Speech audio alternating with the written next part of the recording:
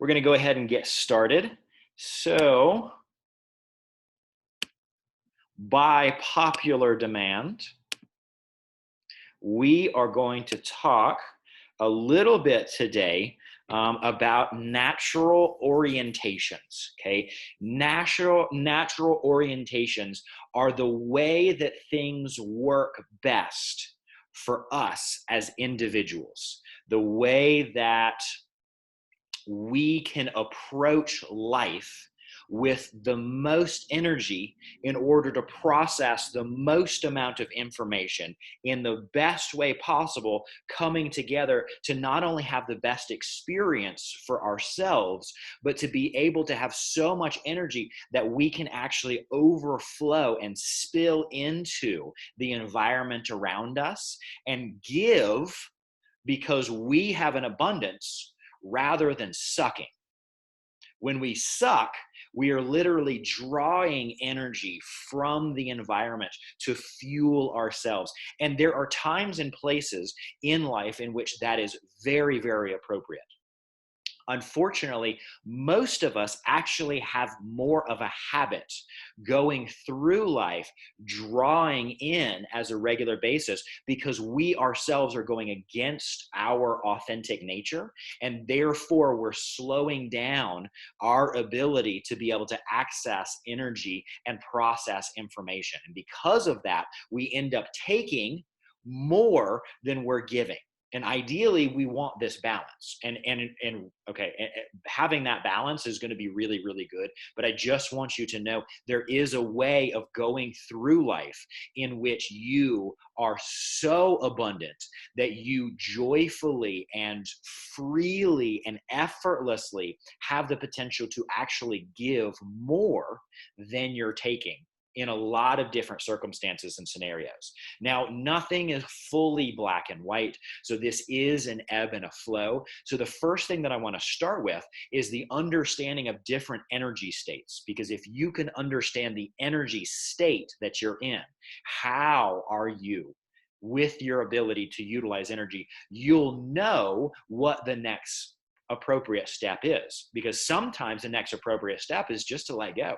Just to recognize, yeah, it's already happening. I don't necessarily need to push. I don't need to change anything. I just need to flow with this. Okay. So the first energy state that I want to talk about is energy poor. Okay, when we are in an energy poor, when a system, can be our system, it can be the environment around us, it could be things like a governmental system or education system, whatever it is.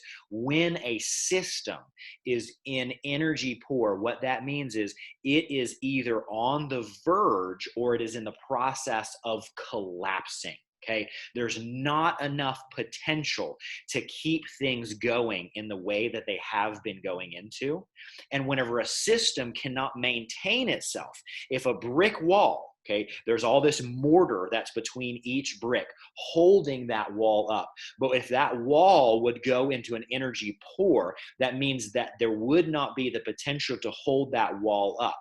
Okay, it takes a lot of energy from the mortar, from the stones stacked right on top of each other to maintain the shape of that wall. If that can't be maintained, the system must collapse into a different order that is much easier and less energy expensive to maintain, and that would be a pile of bricks. Okay, a rubble on the ground is much less energy expensive to maintain than a particular shape like a wall. And it's the same thing with our system. Whenever our system is going to an energy poor system, it will start to collapse. And whenever it collapses, the collapse itself is creating a balance. It's creating a new homeostasis, a new way of being that is sustainable. Now, it's not at the same order. And so whenever our system collapses, whenever our bone breaks, okay, that is a new level of order. It's not ideal. It's definitely not what I would choose, but the system has enough energy to maintain that. Your leg breaks, okay? It no longer has to hold you up, and you're going to be on the ground, not walking around. So guess what? Your system is going to have more energy after the collapse. in the new state of being. Okay, so energy poor is all about the breakdown. This is the way that all symptoms and all diseases work. Whenever we drop into sickness, whenever we drop into a symptom, when we drop into a disease, that's our body moving from an unsustainable way of being into a lower way of being that is more sustainable. Okay, like I said, it's not ideal, but this is just the way that systems work. Okay, so whenever we are energy poor and we're in that process of collapse, there's not enough energy to run the thinking mind. Okay, this is hopelessness. This is apathy. This is depression, where you just look at somebody and all they can do is just sit there. And you ask them, hey, how are you doing? And it's like, there's like not even enough energy to really formulate a solid answer. Okay, there's so much depletion of energy at that normal state that until that full collapse happens, there's no energy to put into the outside world, whether that's thinking, whether that's feeling. The person that's in energy poor, they don't even recognize that they're in energy poor. There's so little energy to be able to process. Now, after the collapse, they will definitely recognize it. It'll be that big wake up of, oh my gosh, now I'm in this collapsed state. Now that there's more energy in that collapsed state, then they can recognize it. Then they can verbalize it. Then they can vocalize it. Then they can mentalize it. Then they may have the potential to reach out and ask for help. But until that collapse happens in that energy poor state, there is no energy to even reach out. There's no energy to really even acknowledge that that's happening. Okay, we are totally and completely helpless. This is the acknowledgement of stage one. Okay, sometimes it seems I'm so helpless. Sometimes it seems nothing works. Sometimes it seems it's always going to be this way. Okay, when we are in stage one, we are in that energy poor collapsing state. That's why we want to do things to fuel ourselves to move from energy poor into energy neutral. Okay, energy neutral means there's enough energy in the system to maintain the system right where it is. Okay, that means no collapse, yay, but that also means no growth. So energy neutral is about staying the same at all costs. Okay, towards the bottom of energy neutral is going to be staying the same in order to avoid a negative. When someone's in survival mode, when they're constantly looking out for all of these different problems, okay, the stage two is going to be low energy neutral. There's this thing out there that's a bad thing and I need to make it stop. I need to make it change. Okay, that's going to be towards the low end of energy neutral. The upper end of energy neutral is a really, really good place to be. This is actually where most of us think we need to be in just about all times, which is the upper end, is we want to maintain things because they're going so good. I want to be successful. Okay, I want to keep this success going because this is really working for me. Okay, so that's the upper end of energy neutral. So energy neutral is all about maintaining, keeping things the same. However, there is no energy for change. Okay, I'm going to go ahead and open this up. Matthew Clark, you have a question. So before no, I just want to raise. What's that? I just wanted to raise my hand, say hi. Oh, hey, how's it going, Matthew? Thanks for joining. Let Condi know that I was here. Awesome. So lower that hand, and I'm going to mute you back over here. But if anybody has any questions, please, by all means, raise your hands, and we'll go ahead and unmute you, or you can type it into the chat. Okay, so with energy neutral, again, we've got enough energy to maintain the system and to maintain the status quo, but we don't have enough energy to really grow, to adapt, to become wiser, to become stronger, to move the system into a higher level of order. So in energy neutral, we're not sucking energy from the environment as much. maybe a little bit towards the lower end of energy neutral. And we may even be able to give off a small amount of energy into the surrounding systems whenever we're at high energy neutral. But really where we want to have the ability to jump to is the energy state called energy rich.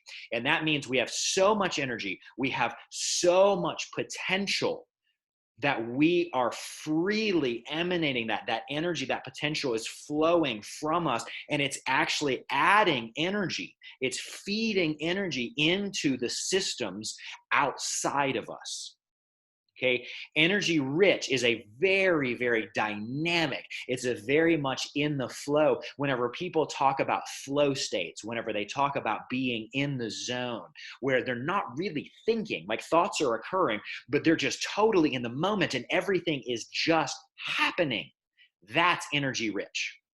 Okay. Now, because energy rich, there is so much change going on.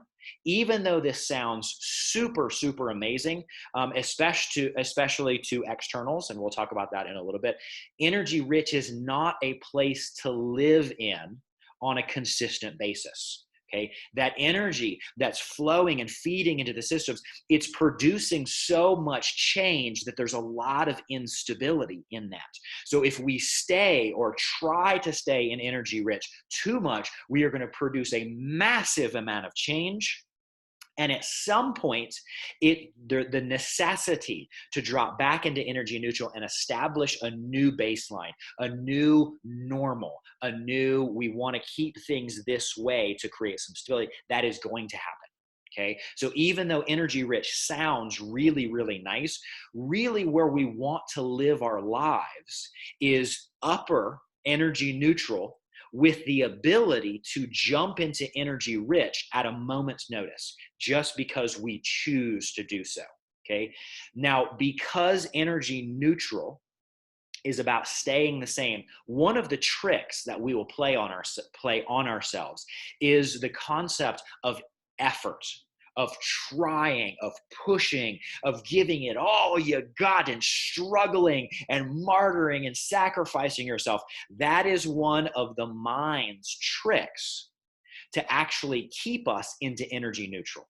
Okay, so one of the ways that you know if you're in energy neutral or if you're in energy rich is energy rich, it is effortless. Change is happening.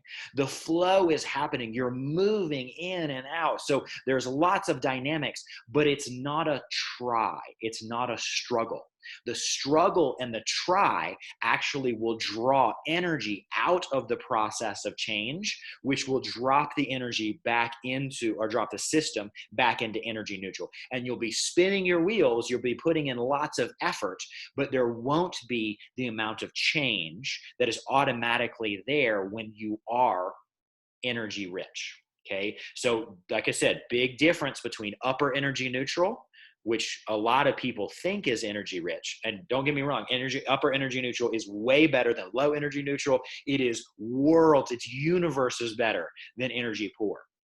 But you know you're in upper energy neutral if you're trying, if you are efforting, if you are going to make it happen, rather than energy rich when, wow, it's happening. Oh my gosh, this is just so amazing. Okay. And then the very, very tippy top, which most of us will only experience this if we're lucky, like once or twice in our lifetimes, is going to be super energy rich. Super energy rich is the experience of that oneness, and it's beyond change happening. It is just total in awe of how amazing the life process is. Some of us, very, very few of us, will get to that state a little bit more consistently, a little bit more on a regular basis. But if you get to that state one time in your life, you are very, very lucky. You have achieved an experience that the vast majority of humanity throughout human history,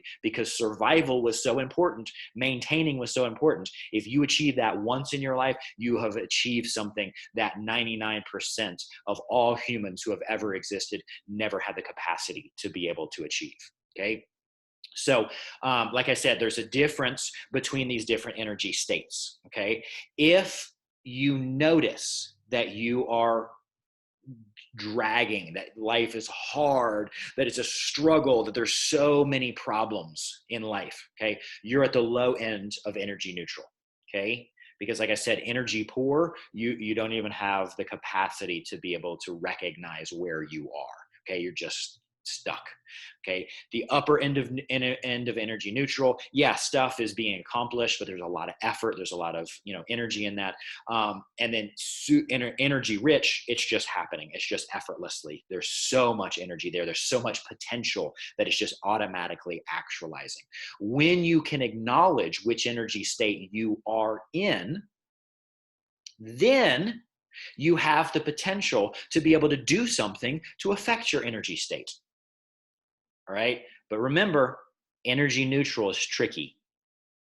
Energy neutral, because maintaining and staying the same, that is really where survival, that's where the wiring, the biology of the body is really striving for. Okay. So this is the tricky place to recognize, because if you are in energy neutral, okay, and most of us are, as a normal, most of us are as a habit, the potential for change in energy neutral is very minimum. So when you try to identify how you need to change, because energy neutral is all about staying the same, most of the time you're going to trick yourself. Okay, you're going to go to an answer that is not real, that's not authentic, because again, in energy neutral, it's about staying the same. And growth, making progress, that's not staying the same. So just remember, energy neutral is very tricky, especially whenever it becomes a habit, and it is a habit for most of us. So identifying all of the different ways that you trick yourself into believing that high energy neutral is energy rich, that's a great place to start. Okay, great place to recognize how many subconscious programs and beliefs do you have that actually keep you limited. Okay. No one in my family has ever done this before. So, not necessarily going to be easy to make this happen. Very energy neutral thought. Okay. Society doesn't accept this type of person, or society doesn't accept what my passion is. So, really, what's the point of putting energy? Very energy neutral thought process, very energy neutral belief system. Okay. So identify where those are, because if you notice that you're energy neutral, and then you try to make a change from energy neutral, not really going to happen. Okay. So catch yourself whenever you're tricking yourself and feeding yourself information that really subconsciously is actually happening to keep you in that energy neutral, in that survival maintaining energy state. Okay. So once you recognize what energy state you're in, once you have accepted, yep, this is where I am, even if it's energy neutral, high energy neutral, low energy neutral, once you accept where you are, just sit with it for a second. Just be with it. Just be like, yep, this is what's happening. I am here. From there, then you can start bringing in some strategies. Then you can start bringing in some tools to allow yourself to, number one, stop wasting the energy that you have. Okay. And then once you're able to stop wasting the energy that you have, you'll have more potential in order to gain, or actually create more energy. And whenever I say create more energy, I understand energy can neither be created nor destroyed, but you can turn it from one form, which is a potential form, into an actual usable form, or a kinetic form of energy. Okay. So whenever I say create energy, just recognize I'm really talking about transforming it into a form of energy that your body and your mind can actually utilize. Okay, so when we're wasting our energy, what's happening is we're spinning our wheels. Okay, a part of us is in conflict with another part. It's creating a lot of resistance. It's creating a lot of friction in there. Okay, and that resistance and that friction is actually preventing us from being able to actualize a higher level of potential. Okay, so the energy is there, but a part of us is using it to fight another part of us. And therefore, we're not going in harmony. We're not coherent. Okay, energy rich is not just about massive amounts of energy, because you can have massive amounts of energy in a low energy neutral, or even a high energy neutral state. It's really about coherence. Is the energy in a form and going into a direction that's actually productive, rather than just being there? Somebody that's super hyped up on like a Red Bull or whatever else like that, they have a lot of energy, but it's not coherent energy. It's scattered energy. It's energy that's being wasted. And anytime you're wasting energy, you're not going to get a good return on investment. So the key to energy rich is actually going to be coherence, not just amount of energy. The more coherent you are, the more efficient you are, the less energy you actually need. So yes, Connie,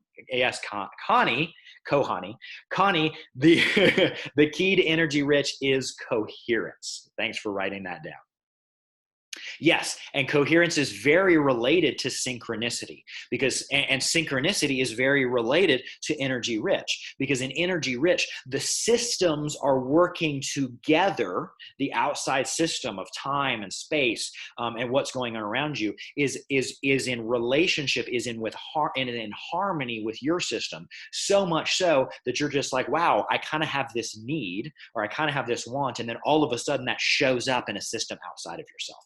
So coherence between systems is very much necessary in order to be efficient. Because if it's our system trying to change all of the systems around us, that is not going to go well. That is not efficiency. It's much more, yes, Kahuni is Connie's new nickname. So, the relationship, the dynamic between systems is the epitome of energy efficiency, is the epitome of coherence. Okay, so recognize that your unique nature, your authentic way of being, is a relationship between a whole bunch of different systems. There's all sorts of different systems inside your body: your cardiovascular system, your pulmonary system, your immune system, your connective tissue system. All of these different systems need to be working in harmony. Okay, but you are more than just a collection of physical systems. You're also a physical system in relationship to a mental system, to an emotional system, to a spiritual or an energetic system that exists outside and beyond the bounds of just the physical, emotional, and the mental. So recognize all of these systems needing to work together is key. And each one of your systems is unique. It's built in a unique way, just like every single one of us has unique fingerprints and unique facial structures. Well, we also, each one of our cells is unique. So as those cells come together, those unique cells come together, they create a unique system. And there are some similarities within all of us. All of our hearts beat, or it better be beating, otherwise you're not going to be a system for very long, at least physically. But the way that our hearts beat is all unique, because each one of the cells that create that rhythm is unique.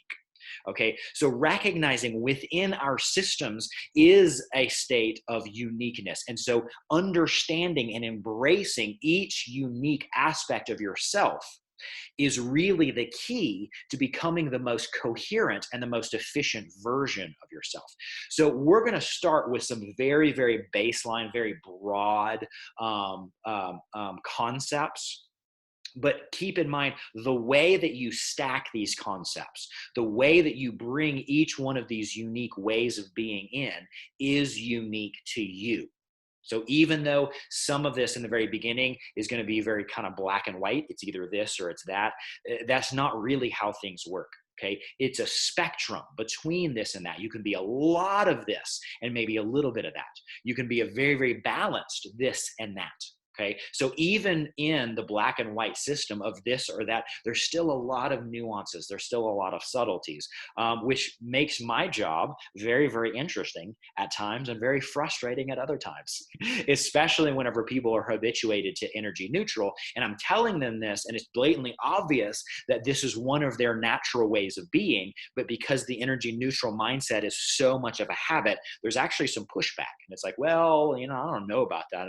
Okay, so everything that I'm telling you, what I want you to do is don't just think that you're going to discover this right away. Okay, you need to play around with this. You need to feel your way through this and see at the end of playing around, not what makes you feel the best, but what produces the most change with the least amount of energy input.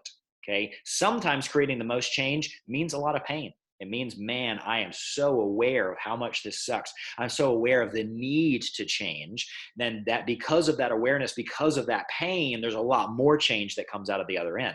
So, like I said, just be aware of that, habit that a lot of us have, keeping us neutral. In that, if I'm comfortable, then that means that this is my natural way. No, if you're comfortable, very highly likely you're actually tricking yourself. The first answer that you come to is probably not going to be the right answer. So play around with this. This all needs to be an experience that you discover, not necessarily a label or a box that you put yourself in. Okay, so the first way that I want to talk about is going to be what's called internal versus external. Okay, now this is something that the theory behind this is, and this is not testable yet. Okay, we can see this in people's lives. So there's a lot of anecdotal evidence, but until we get to the point where we can really test this, we don't know exactly why this works. We know it works in reality, but the challenge is, does it work in theory? All right. So the theory behind this, it has to do actually with our electron or our molecular spin. Okay, if our electrons are spinning the majority in one direction, okay, we're going to be able to have a flow of energy that energizes us, versus if the majority of our electrons have a tendency to flow in the opposite direction or opposite spin, well, then the flow of energy in order for us to be energized and use it is going to be kind of opposite in that. So I'm going to speak to this in opposites, but just recognize really it's a spectrum. Okay, you can be hard to one end, you can be closer to the middle, you can be hard to the other end. So there's a lot of variation in this, even though I'm going to present it as black and white. Okay, so a person who has an external orientation, okay, they are going to receive and be energized more from energy flow from the big picture down into the details. Okay, they're going to be energized by seeing the whole and then bringing it into the bits and pieces and the little parts. They're going to be energized by seeing the future potential, what things could be, and then bringing it into where things are right now. They're going to be energized by the future and all of the potential possibilities. They're the dreamers, they're the visionaries, they're the artists who experience a flow of energy which brings them to a reality that has yet to come into physical form. Okay, so a lot of times these are going to be the pie in the sky people, the habitual optimists, the people that are always making plans 10 to 20 years down the road, 3 to 5 years down the road. But then if they don't stay super energized, they're typically also going to be the ones that start something and are not able to bring it to fruition, not able to actually bring it, because they're going to jump to the next thing. Okay, in externals, if externals go opposite their nature, if they go to the past, externals are going to have a tendency to get caught up into what happened in the past and really be bringing that as a painful thing into the future. Externals have a tendency to always want to be healing the past or recovering from the past. This happened, therefore I'm not a full, whole, healed person, and I need to constantly be doing things and spinning my energy. If you want to suck the energy out of an external oriented person, you will bring them to a past experience. Even if that past experience was a good experience, it's not going to be nearly as energizing as a potential experience that's out there in the ether, just waiting to be actualized, waiting for someone to see it and bring it into 3D reality. Okay, externals, whenever they get the energy sucked out of them, are going to experience as if the world is closing in around them. They're going to experience a tightness. They're going to experience a collapse. They're going to experience kind of like a suffocation, and their body is going to collapse in whenever they're in a low energy, low neutral, energy poor state. Whenever an external views the world, whenever they perceive the world from the inside out, as if they are this little dot, and this little dot is observing what's going on around it. Okay, that's going to suck the energy out of them. Okay, an external is going to be very energized, viewing the entire universe as if the entire universe is observing this little dot that they call a me. Okay, externals are going to be very energized by perceiving or feeling or thinking as if the entire universe is there for them to utilize, as if it's flowing into and energizing this physical structure, as if they have access to all of these different things, but all those different things are outside that they have the access to then bring in or draw in. Okay, so internals are the exact opposite orientation. Okay, now most of the world throughout history has been developed for and by internals. So another hallmark of an external is externals very, very rarely feel like they fit in or belong. They very rarely feel like they have a place. And when they're put into place, when they're put into a spot, it gets restrictive and it gets confining, and they really don't like it. And so then it turns to suffering, and they're just bucking the system. Okay, so the rebels are typically going to be recognized as more external oriented people. Externals need to be focused on space first to get energized, and then bringing it into place. Internals are the opposite. Now, one other thing before I get into internals, because we have to recognize that the key to all of this is going to be balance. In order to achieve balance, you have to identify what is your nature, go to where the energy is, and then bring that energized, focused, and potential into opposite. Okay, so we don't want to avoid opposite our nature, but we have to understand that going opposite our nature is always going to be a stress. It is always going to cost us energy.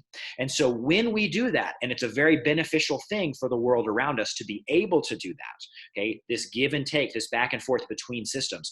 When we go opposite our nature, we have to first be very conscious of gaining that energy and being super energized. So when we go opposite our nature, we can give, and yet it doesn't drain us. It just drains that excess. And then we go back and be energized, and then go back to give, and then go back to receive, and then go back to give. Okay, so this is the ebb and the flow that we want to establish. Both ends of the spectrum are very good. They're very necessary. They're very important. One end will give you more energy than it'll cost you. The other end will cost you more energy than it'll give you. Again, not either good nor bad, just back and forth. Okay, so I think this is a really good question. Zahara says, so when there's something painful as an external, how do you process it and change it? You don't. You don't need to. Okay, if you have more energy, if you are at a higher energy state, you will experience life. You will experience all circumstances in a totally different way. Okay, so it's not about not experiencing pain. It's about bringing in enough energy to experience that pain totally different. And Zahara, we had an entire seminar on pain. I believe, Connie, correct me if I'm wrong, that was episode 6. If I remember right. Okay, and it's sure just that was 6, yeah. Yeah. So if you go back and watch that Seeds of Life episode, you'll recognize that pain is only bound, unflowing information and energy that the brain cannot perceive in a productive way. And so because the brain can't perceive it in a productive way just because it's stuck, the brain sends out a warning signal to say, hey, something's wrong, hey, something's wrong, hey, something's wrong. That exact same sensation, that exact same experience, whenever the information can be processed differently, and we go a little bit into the neurology of this, is no longer experienced as pain. To the body, pain, ticklishness, and itchiness are all the same sensations coming up the same neurological pathway. It's how the brain interprets that determines what we experience. Okay, so you do not need to change something. You just need to acknowledge that when it is painful, you are opposite your nature. All right. So where is the observer or the perspective? The observer or the perspective is opposite your nature when it's hard.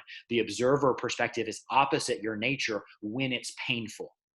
Okay. You can experience something as not ideal whenever you are with your nature. But if you experience that same not idealness and you're opposite your nature, you're in a low energy state, energy is being drawn from you, your body is supposed to say, hey, this is a problem. Hey, this is unsustainable. And that's literally what the experience of pain is. And that's whether it's physical pain, whether it's emotional pain, whether it's mental pain, whether it's spiritual pain, all types of pain are there to grab your attention and say, hey, the way that you're being is not sustainable. Wake up and make a shift. Okay, so the first step when you notice that you are in pain is to recognize that you are opposite your nature. Okay, so going through these experiences and determining, am I an external, am I an internal, you can start off with what works. But guess what? You can also start off with what doesn't work. And then you've got the obvious answer on the opposite side. Okay, so yay, we have different solutions. All right, so going into this, the opposite of an external is going to be an internal. Okay, internals are going to be energized from the past. They are going to be energized from having their center at their core and viewing this massive, massive universe as if this massive universe is literally a part of them. Okay, whenever I say they're fueled by the past, and for an external, this sounds totally insane. Okay, but this is just the way that it is. Okay, if you know any internals, they will back this up. Whenever an internal goes in and remembers something from the past, there will be no pain. There will be nothing that they want to change. From the past perspective of an internal, everything has led them up to where they are. And because the universe is all an emanation of themselves, where they are is great. Look at all this stuff. Look what I've achieved. Look what I've accomplished. Oh my gosh, if I didn't have this wounding in the past, I wouldn't be where I am. So they can look back on the past and acknowledge that there was torture, that there was pain, that there were situations in which they wouldn't want to repeat. But when they look back at those past situations, what they experience and what they feel is the energizing of, oh my gosh, I made it and I am much stronger for it. An external can do that, but an external needs to be super energized before they do that. Otherwise, the second they look back in the past, it's going to suck the energy out of them, and then they're just going to start re-experiencing that pain from the past. Okay, because an internal is oriented from the inside out, internals, for the most part, will experience life as if they are life's gift, as if they have a tendency to do things the right way. And if everyone else in the world would just listen to them, if everyone else in the world would just do things the way that they did it, the world would be a much better place. Okay, because externals are future driven, because they are outside in, they will have a tendency to think the opposite. They will have a tendency to look around at the world and say, wow, everyone else is so much better. Everyone else is so much more gifted than I am. If I were just more like them, then the rest of the world would be a much better place. Okay, so from an internal perspective, internals are much more energized by seeing the little details, the little bits and pieces, the steps that are right in front of them, rather than seeing the big picture. Okay, if an internal tries to go and make a 10-year plan or a 20-year plan, it's just going to be like, oh, no, I do not want to go there. That is way too far out. What is the next step? What's right in front of me? Okay, internals, they are the bridge builders. Okay, they're the ones that take where we are in the present moment and incrementally move it towards a bigger and better future. Okay, externals are the visionaries. They are the bridge dreamers. Okay, they're the ones that, if we're working in harmony, internals and externals, and even our internal and external nature within each one of us. Okay, the externals are the ones that say, this is where we're ultimately going to be. I don't know why I know this. I just feel it in my gut. I know that this is the direction.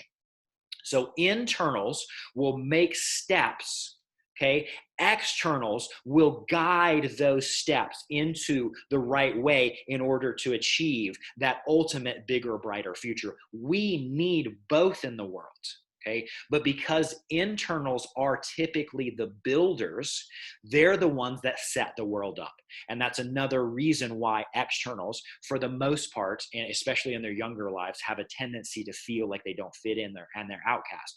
Not only are they experiencing a world that has yet to come into existence, but like I said, they're not in a system that's really set up for, being able to see the big picture. So, internals are going to be fueled by the next step. They will know what the next step is. They don't even know why they're doing the next step. They again are going to have trouble seeing the big picture unless they're super energized. Then they'll be able to go there. But if they're not super energized, they'll just be like, I got to do this. I got to do this right here, right now. I don't exactly know why, but this is the next step that I need to do. And then they'll go to the next step, and then they'll go to the next step. And it's just that incremental moving towards, okay, rather than the external, which is like, that's where I need to be. And yeah, it may take me 20 years to be there, but oh my gosh, it's going to be so great. But then you ask them, okay, well, how are you going to get there? And they're like, all right. So, so that's our internal and external nature. So one of the practices that I'd like you to start playing around with, okay, is when you're experiencing something as painful, okay, are you experiencing from the inside out, or are you experiencing from the outside in? When an internal experiences something as painful, they will experience it as big and expansive and incorporating and including so much more than just themselves. Okay. When an external experiences something as painful, it will be tight, it will be constricting, it will be a very, very narrow lens or viewpoint. It will be very, very collapsed in. It'll be like, oh, this part of me right here is just, okay. Whenever an internal experiences pain, they're going to try to project it onto the outside world because everything around them is where they experience the pain. Everything within them is where they experience the energy. An external is the exact opposite. Whenever they're in pain, they're going to collapse in, and everything on the inside is going to be bad, and everything on the outside is going to be good. Okay, so play around with whenever you have a painful or overwhelming experience. Are you experiencing everything as tight and closed in, and that's why it's painful? Or are you experiencing everything as too big and broad and expanded, and that's why it's painful? And then just try the opposite. Experience the same thing, but if it's painful, if it's big and broad, bring it in. Make that big and broad thing something deep, deep in your core. And if you shift that deepness in your core, it's going to project out and shift what you're experiencing out there. Okay. And then if you're an external, do the exact opposite. If it's so deep and so painful inside, bring it out. Experience the world as much, much larger, and your body is just an end result of this amazing process that's unfolding around you. And if you can put your energy out there, then you can notice that it'll make a shift in here. Okay, so just recognize one way is going to energize you, the other way is going to drain you. If you're energized, you won't experience much pain. It'll be curiosity or it'll be interest, even though it may be uncomfortable. But if you go opposite your nature, it'll be pain and it'll be heavy and you won't want to change and you won't want to move and it's just too. If you notice, I'm an external. Whenever I express pain, I have a tendency to go inside. Okay, you can also watch the way that people utilize their hands. Okay, a lot of times whenever somebody who is an internal will express something that they did in the past and they're really proud of, they'll put their hands, they'll direct their hands onto themselves and they'll pull themselves on this tight inward motion. Okay, externals, whenever something is really good, they'll put their hands out and it's, oh, this is this great thing. And my grandkids are this just, oh my gosh. Okay, so notice the way that we utilize our body posture and our hands whenever things are really good good? Is our body posture open and expanded? That's typically the way that an external will respond to something positive. Okay. If it's, oh, it's heavy and it's hard and I've got my hands towards me, that's how an external will express a low level of energy. Okay. Internals will be the exact opposite. Whenever it's good, it's, oh man, it's so good. And whenever it's bad, it's like, no, get that stuff away from me. Okay. Now recognize we want to use a lot of different strategies, not only how we experience, but just noticing the way that we move, because a lot of the way that we move can be a habit that we picked up.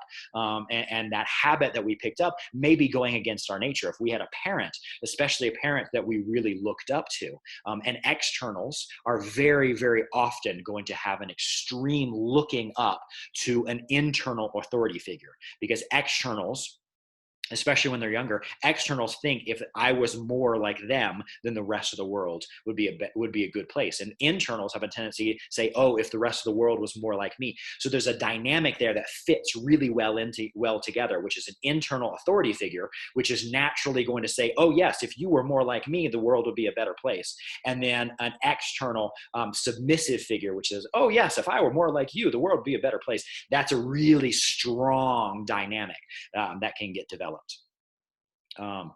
Forgot how I got on that tangent, but anyway, so yeah, notice that a lot of what your habits are, they may be trained habits rather than habits that are within your natural, authentic nature. Okay, internals will have a much easier time falling into their natural nature, just because they think they're great. Externals will struggle with identifying themselves as externals, okay? Because it'd be like, no, this and that, and because again, it's harder for an external to really see themselves as good and beneficial, because they naturally will have this outside in. If this is great, this is a challenge. So just recognize that about yourself. Okay, Olivia says, how can we close the gap in relationships when one is internal and the other one is external? So number one, the first thing to do, Barbara, is to stay in your nature. Okay, if you are staying in your nature, if you are energy rich, you will energize the other person regardless of whether they're internal or external. And when the other person is energized, they will have the tendency or the draw to going with their nature. Okay, so whenever you are supercharged, you are helping to supercharge everyone around you. And the more energy we have, the more easy it is to go with the flow of our authentic nature. So the best gift that any of us can give to the outside world is to be authentic, to be the real you in your natural way, for you to be fueled to the point where you're in overflow. Okay, so this is what I have to tell externals, a lot, is that being centered in who you are, which your center is the entire universe. You have a big center out there. Being centered in who you are is not selfish, right? So yes, there is a great combination if that connection works. Internals and externals are built to work together. But the hardest thing is going to be for an internal to accept that no one is like them, nor should they be likely. And the hardest thing for an external to accept is that, yes, I have a lot of gifts that other people really would benefit by mimicking. All right. So just knowing where your nature is just gives you an inkling into which end of the spectrum are you going to have the most trouble with. Right? And the opposite in the spectrum, you're not going to have trouble with at all, because that's where your nature is. Okay. Christine, no, you cannot be both. You can be stuck, though. You can absolutely be going against your nature in a lot of different ways. And the energy flowing in, the energy flowing out is creating all of this static and all of this chaos. Okay. So Christine, if your life is anything other than a joyful journey, a blissful adventure in which, yes, there's hard times, but you're just plowing through and you're enjoying the process of learning and growing, and you're taking all of these lumps and these wounds with stride. Okay, if your life is a challenge, you are going opposite your nature. Okay. So if you are trying to be both, you're keeping yourself stuck. This is the essence of stage 3. The stage 3 is there's a part of us, the part that we're rejecting, which is going opposite our nature, or this, whichever one. And then there's the part of us that we've accepted and that we've glorified and is kind of the suck up. And that part is going with our nature. And those two parts are not in coherence. They're not in harmony. They're going against each other. And that's what's creating the stuckness. All right. So although we may have been habituated to one particular way of being, the more we play around with this, the more we explore this, we'll notice that even though I can make change, if I do it this way, if I do it the opposite way, change happens almost automatically. It happens effortlessly. So this is the big difference, Christine, between high neutral, which is I'm going to make this change, but it requires a lot of energy and a lot of effort, and energy rich. You will only be able to be energy rich if you're in your authentic nature, and energy rich is about effortless change. So don't look for where can you make change. Look for where the change automatically happens. Okay. So let's see, what are we doing on time? Ooh, okay. Hang on just 1 second. So, there are other orientations that we have. We may open that up to a conversation at a later time. We're getting towards the end of this. So the other orientation that we're going to be learning about in the future is going to be our triad of change. How do we approach change according to our nature with our unique recipe of approaching change? But for right now, just play around with, whenever you're in a situation, expand your awareness out, make your awareness much, much bigger than just your physical body. Go from the outside and then pay attention to the physical body. Or do the exact opposite. Pay attention to all the space on the inner body as if everything around you is just a projection of your inner world. Pay attention to the inside of the body and then look out on the rest of the world. So body, rest of the world, or rest of the world, body. From the inside out, for an internal nature, from the outside in. And just see what happens to your thoughts whenever you do that for a few minutes. What happens to your feelings? What happens to your emotions? And yes, now opens up big cans of worms with only minutes left.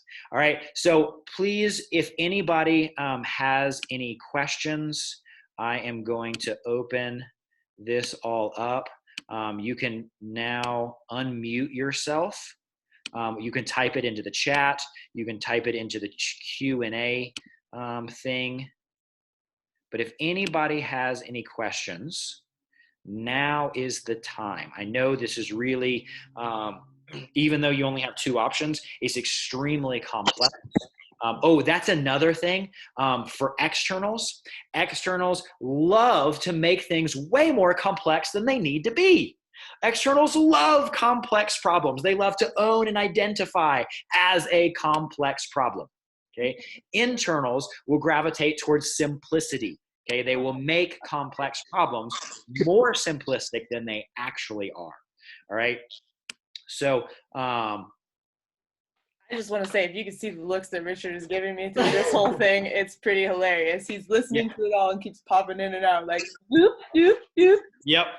I'm sure everybody, if you know anything about Connie, extremely external. No way. Myself also. That's why I love you guys. Yes. So anybody have any questions, any thoughts, any comments, any concerns, any anger management issues? Now is the time. Nope. I'm just stoked to go get some more sunshine. I got Yes. Everybody, especially externals, go out, enjoy the outside, soak it up. Remember, your body is just the end result of this amazing process that's unfolding around you. Internals, go in and then go outside. And remember that everything around you is an emanation of what's going on in the universe that's inside of you. So thanks everybody so much for joining in. Thank you if you're new and this is the first time that you've jumped in. Please, please, please go to our Facebook page. Share the link. As many people that we can. We want to get this information out because the more energized people we have, the more super energy rich, the more authentic people that we have, the better of a society we are going to have. This collapse that's going on, all of these changes, all the craziness in the world that's happening around us. This has the potential to either lead to the greatest renaissance that humans have ever experienced or the greatest dark ages. Okay. And the pivot point, the tipping point is which way we go is going to be dependent on how much of us have an overabundance of energy to fuel the systems around us as they reorganize into higher levels. Because this collapse that's happening, it can go down low or it can reorganize to a higher level. But it all has to do with how much energy we have in abundance to give. All right. So thank you, everybody. This shit is blowing my mind. What's that? Oh, sorry. I forgot I was not muted. Yes, but that sounded like a good comment. So thank you, everybody, for joining us. Tune in tomorrow. We're going to play around most likely with stage 8, or we might go deeper into triadic change or something else like that. We're going to kind of go with the flow right now. Stage 8 is one of the higher levels, is the awaken. It's the beginning of where we start seeing everything as perfect. I don't necessarily know that this is the right time. It's with what's going on in our society to see everything as perfect. So we might kind of hold off a little bit on getting to that perfection state just because we need a little bit more rubber meets the road. But I may change my mind. We'll have to see. So thank you, everybody, for joining in. Share this, and we will see you tomorrow. Love you guys. Love you. Thank you. Uh-huh.